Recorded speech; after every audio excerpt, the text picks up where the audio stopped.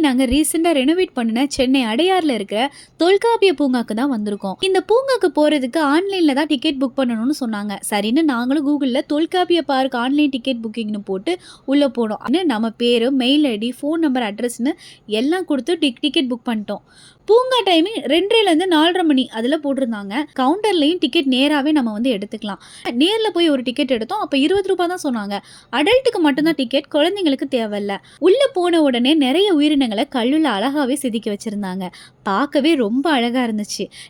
Actually இந்த பூங்கால short டிஸ்டன்ஸ்னு ஒன்று இருக்குது, லாங் டிஸ்டன்ஸ்னு ஒன்று இருக்குது.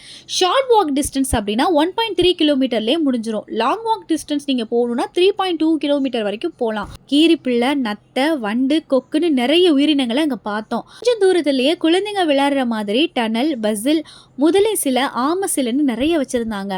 அங்கே ஒரு நல்ல வியூ பாயிண்ட் இருந்துச்சு. அடுத்து தேல் சிலை, பாம்பு சிலைன்னு வேற லெவலில் இருந்தது.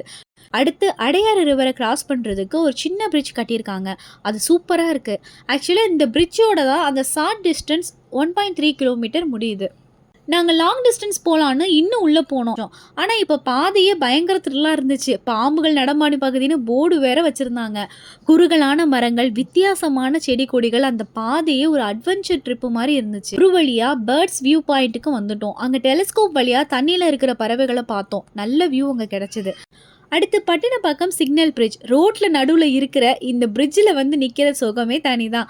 இந்த பட்டினப்பாக்கம் சிக்னலில் இருக்கிற ஃப்ளாட்டில் தான் நடிகர் விஜய் அவர்கள் இருக்காராம். இப்போ அகைன் நாங்கள் 3.2 கிலோமீட்டர் நடந்து என்ட்ரன்ஸுக்கு போகணும். அது மட்டும் தான் கொஞ்சம் கஷ்டமாக இருந்துச்சு. அவ்வளோதாங்க, பெரிய செலவு இல்லாமல் சின்னதாக ஒரு அட்வென்ச்சர் வாக் போயிட்டு வந்த மாதிரி இருந்துச்சு. நீங்களும் உங்கள் குடும்பத்தோட, நண்பர்களோட இந்த பூங்காக்கு வந்து இயற்கையோட ஒரு வாக் பண்ணு. உடம்புக்கும் நல்லது, மனசுக்கும் நல்லது.